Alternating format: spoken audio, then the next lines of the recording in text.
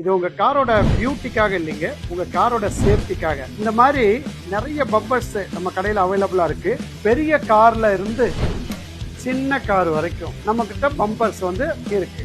நம்ம ரிவர்ஸ் எடுக்கும்போது வேற ஏதாவது வண்டியில முட்டிராம இருக்கிறதுக்கும், நம்ம வண்டியில வேற யாரும் முட்டிராம இருக்கிறதுக்கும் இந்த மாதிரி ஏகப்பட்ட வெரைட்டிஸ்ல நம்ம கிட்ட ரியர் பம்பர்ஸ் அவைலபிளா இருக்கு.